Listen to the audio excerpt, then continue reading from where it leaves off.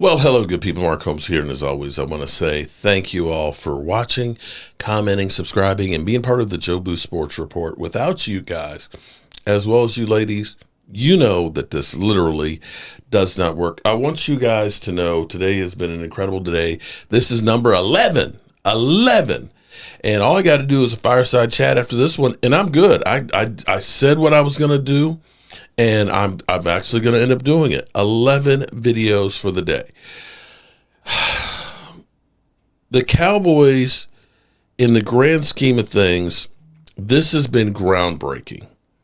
For the Cowboys to do the Pickens trade is unbelievable, and I think it's a great move where it's really not risking a whole lot. Worst case scenario is he doesn't work out, and he ends up going someplace else after a year, and you get a comp pick. Okay? Now, Jane Slater, who has a tendency to break hearts. She's always breaking hearts and throwing cold water on us. Cowboys' other moves. Now, you'll remember Jerry Jones talked about having not one but two big trades in the works. Well, we got one of them, so Jerry, thank you for that. We were waiting for the second one.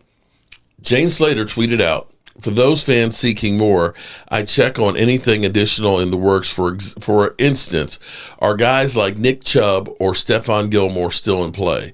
The response was, they were never in play. Womp, womp, womp, womp, womp, womp, womp. Also, she tweeted out, adding Bryce Hall also was never in play. Womp, womp, womp, womp, womp, womp, womp. But here's what I will say. Is she poo-pooed some other things like Micah Parsons' contract and stuff, but she didn't poo-poo, as the last I remember, the George Pickens thing. So maybe it's not those guys. Maybe it's somebody else. Jane Slater also reposted, Jerry Jones, this is an all-in move. Blistering your offensive weaponry makes Dak's job easy with relative targets that can make something out of nothing. Due to their particular talent, excited for Cowboys fans, especially my young bro, Pickens. That was Chad Johnson's Ocho Cinco. So, what I wanted to tell you guys, because so many Cowboy fans are like, oh, we still ain't done nothing. Cowboys haven't done anything. Let me tell you, let me go back. Let's revisit what nothingness is when it comes to the Cowboys offseason. This is the worst Dallas Cowboys offseason of the century, Mac? Name me one. Yeah, I was thinking about this yesterday, Kevin, and I can't think of a headline. I can't think of, we're almost at 4 months in, right? We're almost at April. And I went back to January 1. Think about how negative it's all been. Yeah. And I, you know, God bless the Cowboys. I know you guys are the flagship. They let you guys say whatever you want to say.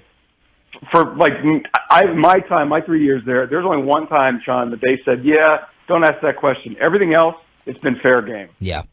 Not everybody does that. We saw with the Washington Commanders. Yes. Their flagship station saying, oh, thank God we can talk about the Commanders now.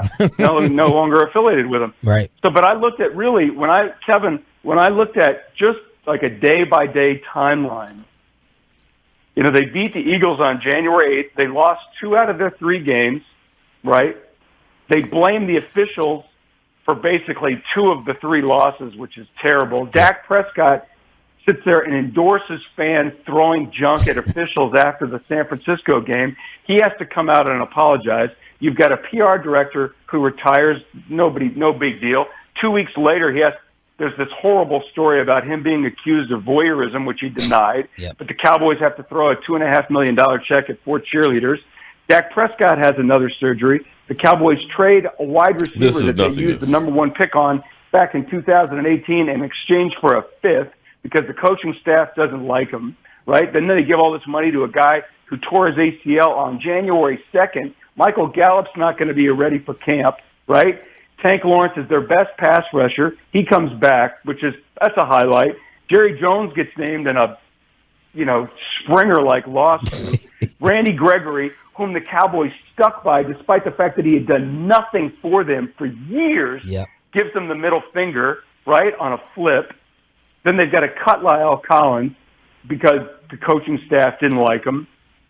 But they kept their punter. That's literally that's nothingness. Why is Stephen Jones the Alan Greenspan of the NFL? That's a great one-liner, by the way. Thank you very much. Because it's so, we see all these teams talk about we're in cap hell, and then they go out and they trade for Tyreek Hill, or they make these giant moves and add this big contract. I know the salary cap is a real thing, and I've talked to Stephen Jones, whom I like a lot, and he has come to admit and embrace the idea if you're going into free agency, that means you're overspending on that player because you made a big mistake 2 or 3 years ago.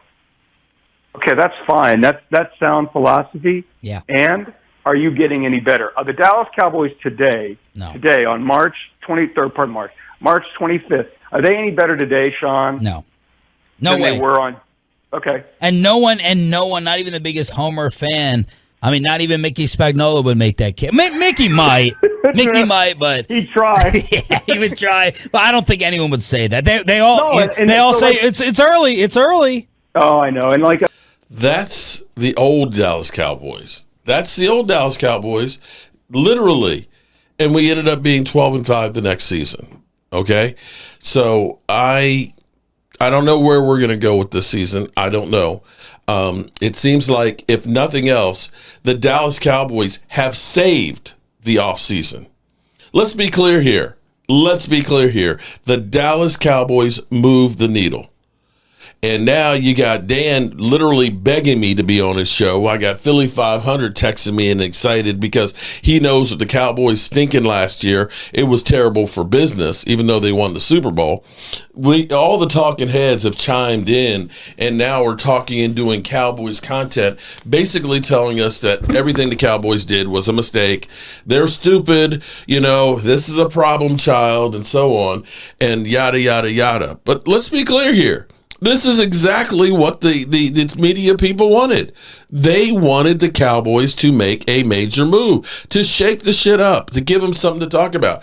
And for me as a Cowboy fan, oh my God, this is number 11 video today, and it's only 6 o'clock in the evening, and I got up 12 hours ago. And the video views are going crazy because of it.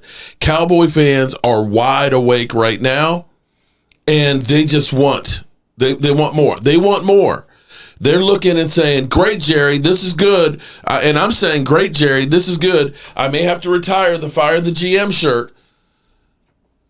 But they want more. They want more. Don't stop here and say we're good enough. We're in the rearview mirror of the Philadelphia Eagles. Right now, they're kind of, they're arrogant on the outside, but they're worried. They are literally like... They're driving down the street like I am, just as happy as can be. They got their, I don't have a Super Bowl trophy, but they're driving down the street. They got the Super Bowl trophy there. They're feeling good. And they look up in the mirror and they see a police car behind them. They straighten up, make sure we're between the lines, make sure we're not speeding. And they're constantly looking in that rear view mirror.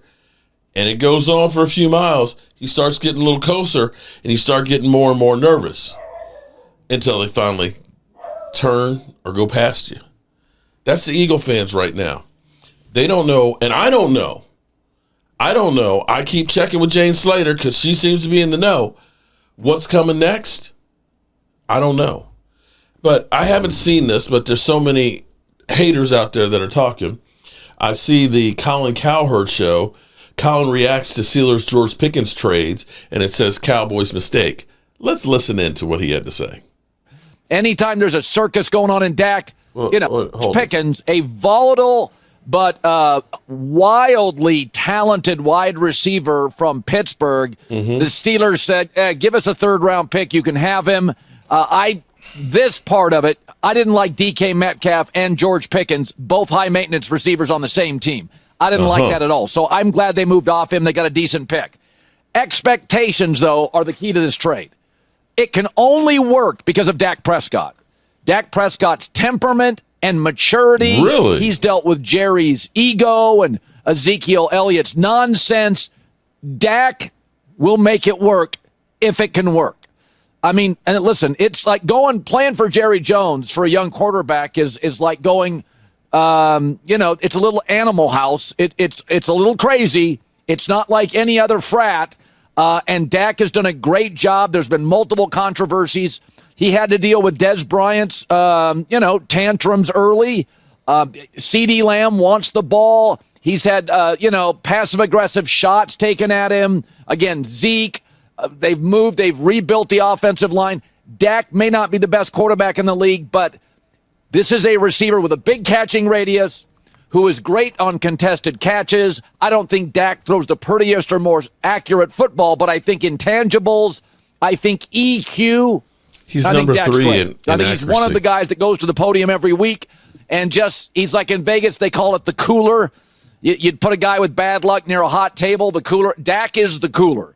Anytime there's a circus going on in Dak, he brings the temperature down. But Mike Tomlin, who's always been a player's coach, he bailed on him. He couldn't control him. And Randy Moss works in New England not just because of Tom Brady. He worked because of Bill Belichick. And the reason A.J. Brown, who can be a bit temperamental, works in Philadelphia because they have a great owner and a GM and a great culture. The Cowboys don't have a great culture. This is a volatile, immature wide receiver who's going to want the ball and is not going to love CeeDee Lamb getting 12 targets and he gets 4 on certain Sundays. He's not going to like that. And this is not a strong culture or a strong coaching Wow. staff. So I think the opportunity and chance for mayhem is through the roof. Dallas right now is the land of the misfit boys. It's not a well-run franchise, in my opinion. I picked them yesterday for 4th place. I do think this is an elite playmaker. There are not a lot of body types. He is incredibly strong for how thin he is. He's rangy. He can catch in a crowd. Dak isn't as precise as like a lot of quarterbacks. So you need somebody that can move, that can compensate, that can correct course if Dak's a little off, and he can do all that stuff. But between CD and Jerry and the left tackle issue and no run game and the temperament of Pickens, Dak Prescott's patience once again will be tested. If this thing works, and it'll be fun to watch, but if it works only because of Dak. His EQ, which is, again, tangibles, he's not top 10. Intangibles, he may be. I find that interesting because here's what I know. Warren Sharp, Dak Prescott the last 2 years, number 1 most passing yards on 15-plus go routes. Number 2 most attempts on 15-plus yard go routes. Does that sound like somebody that's not in the top 10? I believe he had out of 2 of his last 3 full seasons, I believe he had 36 and 37 touchdown passes and was an MVP runner-up. And that was basically having just one receiver in CeeDee Lamb. Okay. The haters are out. And I believe that this is a good match because you look at George Pickens, he's definitely a deep threat. He's number 1, the most receiving yards on 15-yard go routes. And number 2 on most catches on 15-plus yard go routes. Sounds like that could be a good combination there. And Dak Prescott also number 3 best accuracy of 40 quarterbacks. Colin, as Philip E. Barb said, you don't know shit. You don't know shit. And I like that. Peace. Come in, you fucking shitheel.